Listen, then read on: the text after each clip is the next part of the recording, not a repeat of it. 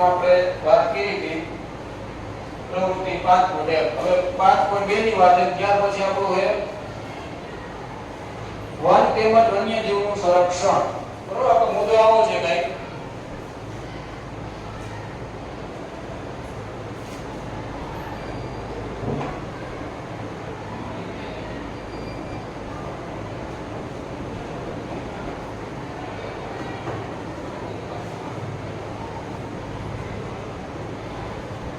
One તેમજ વન્યજીવનું સંરક્ષણ. હવે છેલ્લા લેક્ચરમાં આપણે હમણાં જ જોયું હતું, આજના લેક્ચરમાં આપણે છેલ્લો જે હતો એમાં જોયું કે કઈ રીતે વનનાબૂદી થાય. રેડી, હવે આપણે આમાં ઈ જોવાનું છે કે વન્યજીવનું જો વનનાબૂદી થઈ જાય તો વન્યજીવનું સંરક્ષણ કેવી રીતે કરશે અને વનનું સંરક્ષણ કઈ રીતે કરશે એવો આપણો મુદ્દો છે. આની અંદર તમારે 4 બાબત શીખવાની છે. બરોબર, જો કઈ બાબત છે. પહેલી તો બાબત તમારી છે કે સુરક્ષિત ક્ષેત્ર.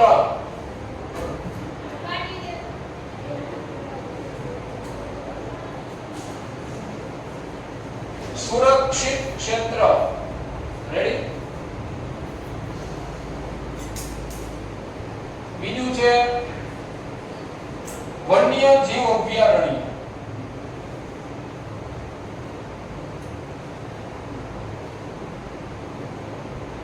અને ત્રીજું છે રાષ્ટ્રીય ઉદ્યાન. તો ઉદ્યાન લખવાનું ધ્યાન રાખવાનું, આ ધ્યાન આમ થાય.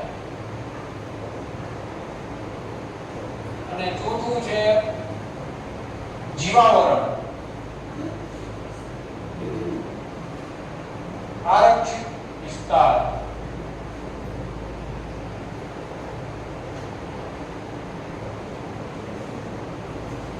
ચાલો, પરીક્ષાની અંદર મહત્વનો મુદ્દો છે. પરીક્ષાની અંદર તમારે આ સુરક્ષિત ક્ષેત્ર, વન્યજીવ અભયારણ્ય અને રાષ્ટ્રીય ઉદ્યાન અથવા તો આરક્ષિત વિસ્તાર, બરોબર છે, આ 3 બાબતમાં તમને તફાવત પૂછાય છે. તફાવત એ પૂછાય, વ્યાખ્યા પૂછાય. ત્રણેયનું ખાસ તમારે યાદ રાખવાનું છે. પછી એમાં થાય એવું કે યા લેક્ચરમાં મેં કીધું હતું કે રાષ્ટ્રીય ઉદ્યાન એટલે શું ને ખબર ન હોય, પછી આરક્ષિત ક્ષેત્ર એટલે શું ખબર ન હોય, પછી બે આડાવડો આપણે કરી નાખીએ. એકમાં સાહેબ બોલવા આપણે રાખીને, એકમાં આમ પૂરું થાય, એકમાં સિંહને રાખે ને એકમાં સિંહને પાંદડા પૂરીને રાખે. બરોબર છે, કેમાં હું રાખે ખાસ આમાં આડાવડું ન થાય ને આપણે જોવાનું છે. તો હવે આપણે જોયા અને ડિટેલની અંદર જો શું કહેવા માંગે છે. આપણી વનસ્પતિ અને પ્રાણી સૃષ્ટિ, જો વનસ્પતિ સૃષ્ટિ અને પ્રાણી સૃષ્ટિ આ બંને અલગ પ્રકારની સૃષ્ટિ છે.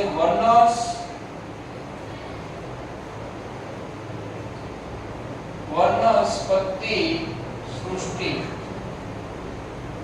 અને પ્રાણી સૃષ્ટિ. આને ઇંગ્લિશમાં કહેવાય ફ્લોરા અને ફ્યુના. શું કહેવાય? ફ્લોરા અને ફ્યુના.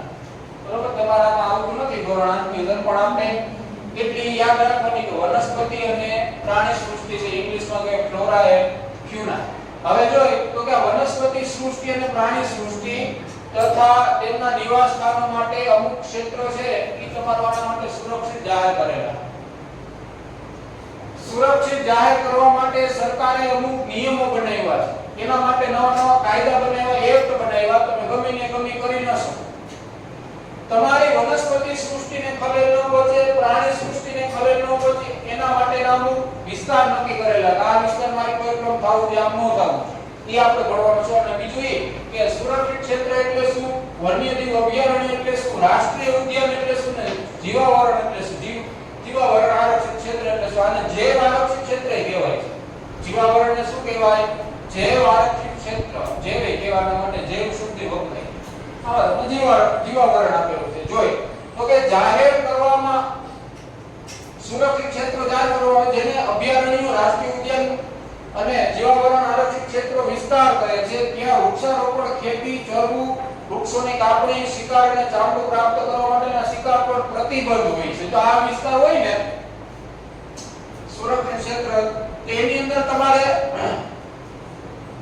શિકાર એક તો નથી કરવાનો, શિકાર કરવો નહીં. પછી ચામડું નહીં કાઢવાનું, ચામડા ઉપર પ્રતિબંધ. ચામડું એટલે માનો કે શિકાર કરવો નહીં અને શિકાર કરી ચામડું મેળવવું નહીં. આમાં ઘણા બધા આપણે ખાલી એટલું યાદ રાખવાનું. પછી ખેતી કરવી નહીં, ખેતી ન કરવી. પછી ઢોરને ચરાવવા નહીં. આવું ઘણું બધું. ઢોરને ચરાવવાની, ખેતી નહીં કરવાની. પછી વૃક્ષોની કાપણી નહીં કરવાની. આના ઉપર પ્રતિબંધ હોય છે. કયા વિસ્તારમાં? આરક્ષિત ક્ષેત્રમાં. પછી વન્યજીવ અભયારણ્યો, એની અંદર શું હોય? આની અંદર પાતળી ભેદ દેખાય તો કે એવા વિસ્તાર જેમાં પ્રાણીઓ તેમજ તેમના નિવાસસ્થાન પર કોઈ પણ પ્રકારના ખલેલથી સુરક્ષિત હોય. જો આ વન્યજીવ અભયારણ્ય છે ને, એ આપણે ગુજરાતમાં આવેલા છે. એક પક્ષી અભયારણ્ય આવેલા, ક્યાંક વન્યજીવ અભયારણ્ય આવેલા છે. જો આપણે હિંગોળગઢ છે, એ પ્રકારનું અભયારણ્ય છે, પ્રાકૃતિક અભયારણ્ય. કેવું છે? પ્રાકૃતિક. ત્યાં તમે જાઓ તો ત્યાં તમને રોજી જોવા મળે, રોજ બરોબર, ગાયો જોવા મળે, પક્ષીઓ જોવા મળે, સાપે જોવા મળે. પણ ત્યાં કોઈને ઢોર ચરાવવાના, ખેતી કરવાનો એવો કોઈને હક નથી. એ બધું કોના નેજા હેઠળ ચાલતું હોય? તો કે ભારત સરકાર અને ગુજરાત સરકારના ફોરેસ્ટના નિયમો અનુસાર ચાલતું હોય. એક પોસ્ટ એવી આવે છે IFO. આના વિશે કોઈ પ્રચલિત હો? IFO વિશે આને કહેવાય, આમ તો IFS કહેવાય છે, ઇન્ડિયન ફોરેસ્ટ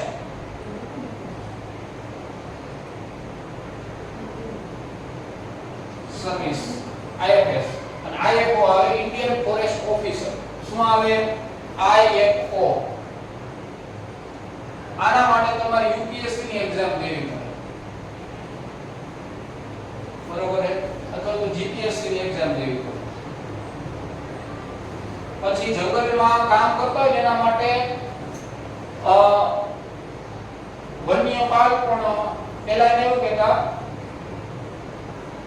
જંગલની અંદર કોઈ તમને ખબર હોય તો પોલીસ જેવો ડ્રેસ આવે, બરોબર? એને કહેવાય ફોરેસ્ટ ગાર્ડ. એની ભરતી કરે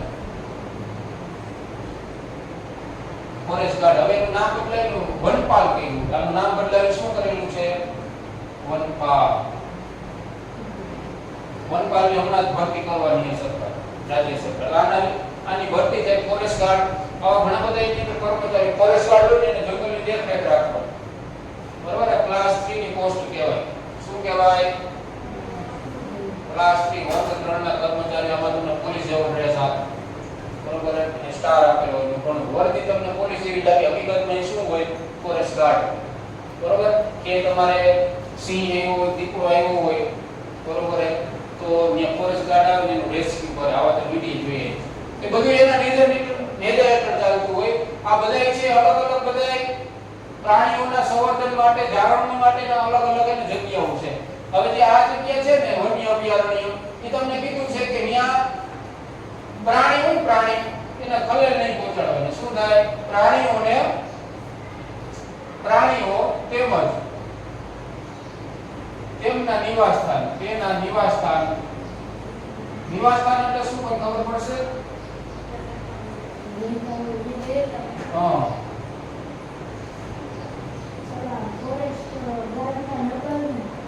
ફોરેસ્ટ ગાર્ડના નંબર નો એ તમારે એના માટે ફોરેસ્ટ અધિકારીનો સંપર્ક કરવો પડે. ફોરેસ્ટ ખાતાનો સંપર્ક કરો એટલે તમે કોઈ પર્ટિક્યુલર એવું નથી કે ફોરેસ્ટ ગાર્ડના નંબર પર કેમ છે મારો ફોન નંબર ઉપર ફોન કરો તો પોલીસની ગાડી આવે.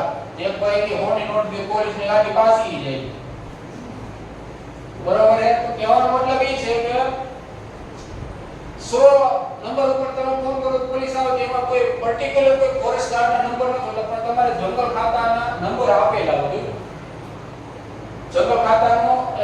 સાઇન છે અને લાલ કલર, અડધો લાલ કલર ને અડધો લીલો કલર, આવું પાટિયું મળ્યું તમે કે જોવો તો આ રીતે આમ હોય. ઉપરનામાં લાલ હોય તો લીલો હોય, આમાં લીલો હોય અને નીચે લાલ હોય, આવો કલર હોય અને ત્યાં લખેલું હોય કે ફલાણું જંગલ વિસ્તાર અહીં લાગુ પડે છે, ગોંડલ જંગલ વિસ્તાર, રાજકોટ જંગલ વિસ્તાર, બરોબર. અને એમાં નીચે નંબર લખેલો હોય, ત્યાંથી તમને એના નંબર મળી. બાકી હું પર્ટિક્યુલર કોઈ નંબર નથી હોતો, એના ટોલ ફ્રી નંબર કે કઈ ન હોય. એના જે તે અધિકારીના વડા હોય ને એને તમારે જાણ કરવી પડે. પછી રાષ્ટ્રીય ઉદ્યાન છે.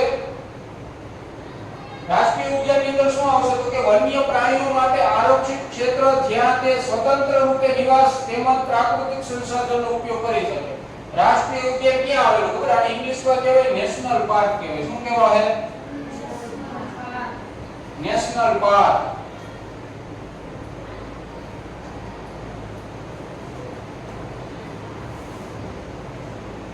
આ ગુજરાતનો નેશનલ પાર્ક ક્યાં આવેલો? તો ગીર.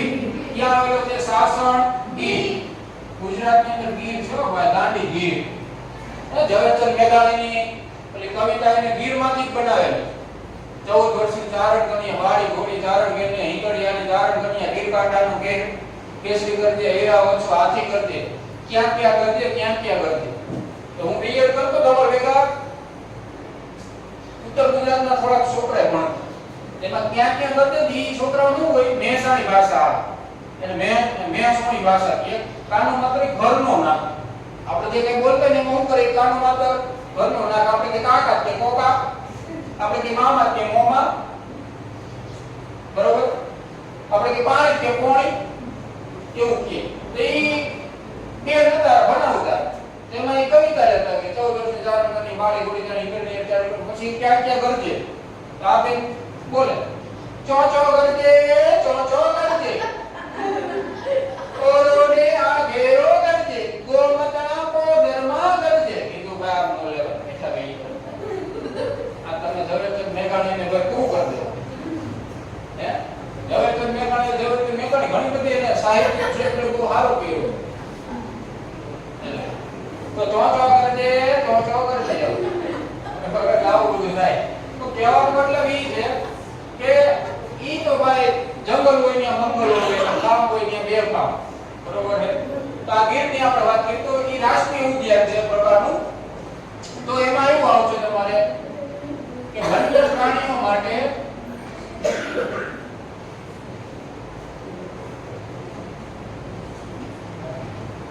આરક્ષિત ક્ષેત્ર.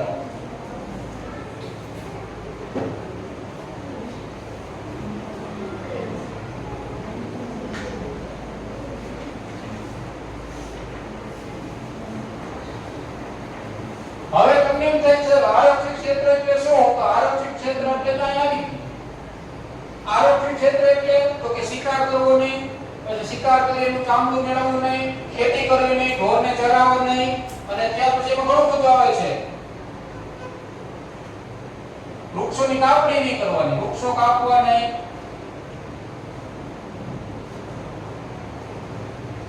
તો કે આ બધી આ અહીંથી આટલી મનાઈ હોય ને એને કહેવાય સુરક્ષિત ક્ષેત્ર અથવા તો આરક્ષિત ક્ષેત્ર. આ બધી એમાં લાગુ પડે. એટલું આરક્ષણની અંદર આવેલું કે એટલું કરવાનું નહીં, બરોબર. પછી આવે છે આરક્ષિત વિસ્તાર. તો વિસ્તાર કોને કહેવાય? તો કે વન્ય જીવો,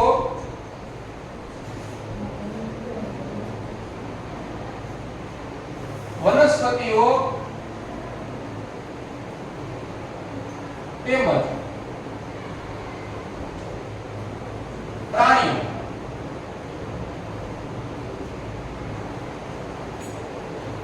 અને તે વિસ્તાર વ્યાખ્યા યાદ રાખજો. અને તે વિસ્તારમાં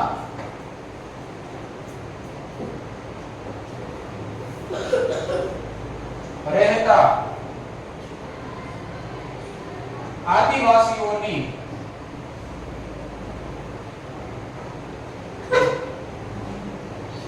પારંપરિક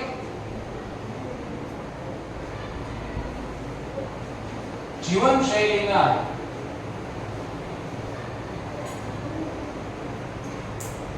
સંરક્ષણ માટે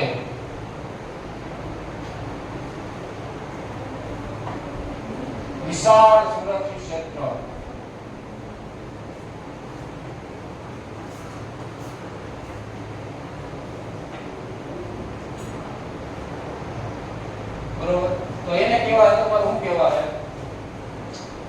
જીવાવરણ અથવા તો જૈવ આરક્ષિત વિસ્તાર અથવા તો જૈવ આરક્ષિત ક્ષેત્ર આ તમારું ક્યાં આવેલું તમને ખબર ભારતની અંદર આપણા આની અંદર એક ટોપિક આવે છે તમારે ઉદાહરણ તરીકે આ ક્ષેત્ર પંચમઢીમાં આવેલું છે પંચમઢી જૈવ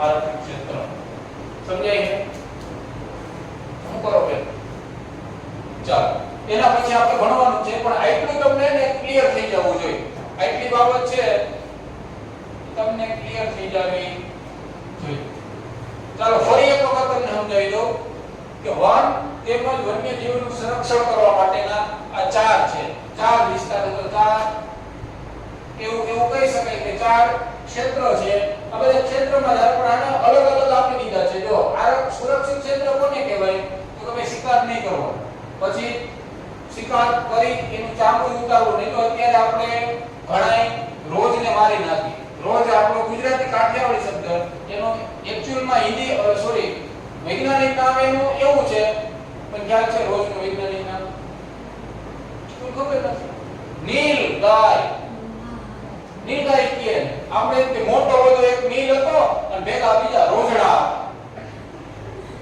બરોબર રોજ આપણે શબ્દ કરી નાખ્યો રોજડા તો ઈ અને ભૂંડ બરોબર ભૂંડનો ત્રાસ વધારે પણ આપણું ફોરેસ્ટ અને આપણું બંધારણ એવું કહે છે કે કોઈ પણ જીવ હોય એની હત્યા કરવાની નહીં આપણી ઘરે નાગ નીકળે તો નાગની હત્યા કરવાની નહીં કારણ કે નાગ છે ને પર્યાવરણ પ્રેમી સોરી પર્યાવરણ ખેડૂત મિત્ર છે નાગ તમને થાય કે ખેડૂતને કઈ રીતે કેમ ખેડૂત મિત્ર કહેવાય ખેતી મિત્ર નાગ કઈ રીતે છે પર્યાવરણ મિત્ર નાગ કઈ રીતે છે એનું હે ઉંદેડા દેખતાને ખાઈ જાય પણ આપણે ઉંદેડાને એમને મારી નાખી બોલ દવા મૂકી એક ભાઈ મને કહે કે ઘરમાં ઉંદેડા વધી ગયા શું કરું તો હરક મૂકો કે હરક પાડો નાગને પાડો એટલે નાગ કોને ખાઈ જાય ઉંદરને ખાઈ જાય તો કહેવાનો મતલબ એ છે કે આ બધે છે મારવાનું નથી સજીવોનો ક્યારે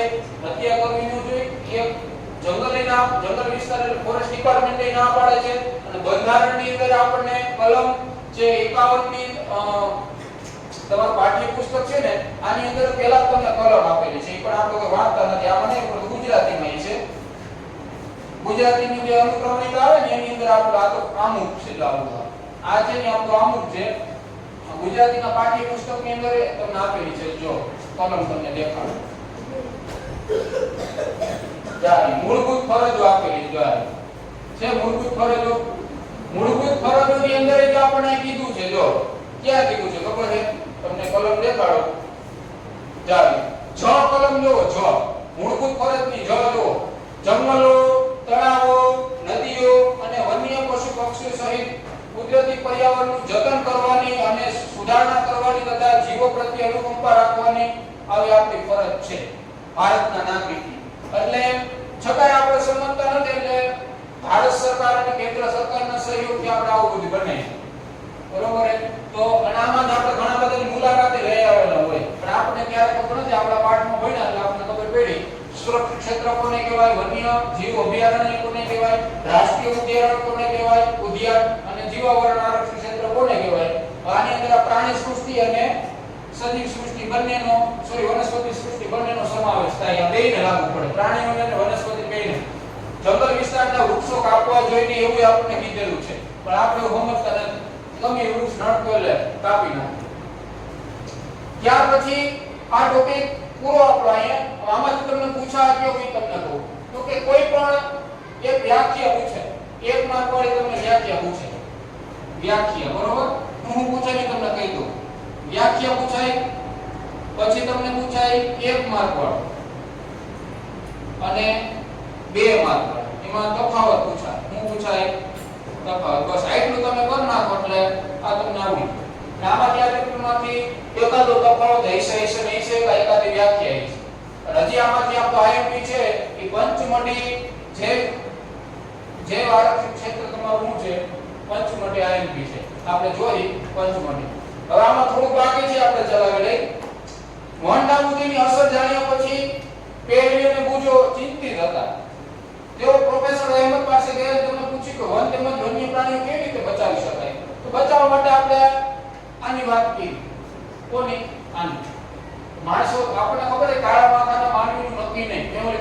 તમને વાત કરેલી એક કાગડો એક ભાઈને દરરોજ હેરાન કરે, બરોબર? ઓલા ભાઈ એક ખાર ખાઈ ગઈ કે આ તો તને બંદૂકે દઈ દેવો, તું જો ભડાકે દઈ દેવો. તો કાગડો વાત કરે કે હે તું હું મને ભડાકે દેતો કા કે તું ઓની બંદૂક લેવા જા, પછી બંદૂકનું નાસું આમ કહી મારા સામે કહી હું ઝાડવા ઉપર બેઠો, તું ઓની બંદૂકનો ટ્રિગર તમે તો હાથ પર ઉડી. તો ઓલા ભાઈ તો ખીજાય ભાગ્યા અને અંદર રૂમમાં વહી ગયો. પેલા સમયમાં તમને ખબર નરિયાવાળા મકાન હોય, કાગડો આમ ઝાડવા ઉપર બેઠો હતો, કાગડો આમ ટાપી બેઠો હતો, હમણાં બાયણે આવશે, બાયણે અહીંથી આવીને ભડાકો કરશે. સમજે? ઓલા ભાઈ ભૂલા નહીં ને, અહીંથી આમ કે ઓલી બાજુ માયલા રૂમમાં જઈને ત્યાંથી નરી ઉસકાવી કાગડો બેઠો હતો તો વાયાથી એમ નાઠતો હતો, કાગડા બે અંદર નોઈ ગયો અને વાયાથી ભડાકો કરતી. તે કાગડો કોળી લાગી કે હેઠો પડ્યો. કાગડો મરતા મરતા એક વાક્ય સુંદર કહેતો ગયો. કયું વાક્ય કહ્યું? કે કાળા માથાના માનવીનો કાંઈ ભરોસો નહીં, કે બોલાય કાંઈ કરે કાંઈ. સમજે? કાગડાની કે હમણાં તમે દાબી દો, પણ ના આ બાજુ રાજી બનો માય ઉપાડી. તો કહેવાનો મતલબ કે આપણું આવું કામ છે તો આપણે ક્યાંક ને ક્યાંક ડાયરેક્ટ કે ઇનડાયરેક્ટ રૂપે વન અને વન્ય જીવને આપણે ખલેલ પહોંચાડી દઈએ. તો ભારત સરકારે અને કેન્દ્ર રાજ્ય સરકારે એવા નિયમ બનાવીને એવા વિસ્તાર નક્કી કર્યા, નિયમનો વિસ્તાર આપણી સામે છે, એટલા વિસ્તાર છે. તમારે આ મુદ્દો તમારે સામાજિક વિજ્ઞાનની અંદર આવતો છે, વનસ્પતિને લગતો જેટલો પાઠ આવતો છે ને બધે જ આવતો હશે. પ્રોફેસર અને બીજી વાત એ છે એવામાં સરસ કે જીવાવરણ પૃથ્વીનો એ ભાગ છે જેમાં સજીવો વસવાટ કરે છે, તો જીવનના આધારે આપે છે. જે વિવિધતાનો અર્થ એ છે કે પૃથ્વી પર જોવા મળતા વિભિન્ન સજીવો તેઓની વચ્ચે આંતર સંબંધ અને તેઓનો પર્યાવરણ સાથેનો સંબંધ છે. જો વનસ્પતિ સૃષ્ટિ અને પ્રાણી સૃષ્ટિ અમે બે શબ્દ એટલા માટે લખ્યા છે, આ મહત્વના શબ્દ છોકરાઓ. આ શબ્દ મહત્વ એટલા માટે કે આ પ્રાણી અને વનસ્પતિ ઉપર એકાબીજા આધારિત છે. તમને એમ થાય કે આપણે ક્યાં પ્રાણી છે? આપણે પ્રાણી જ છીએ ને, આપણે સામાજિક પ્રાણી છીએ. કૂતરા બિલાડી પાલતુ પ્રાણી છે, સિંહ વાઘ દીપડા બધા હિંસક પ્રાણી છે, બધાનું વર્ગીકરણ છે. તો એકાબીજા ઉપર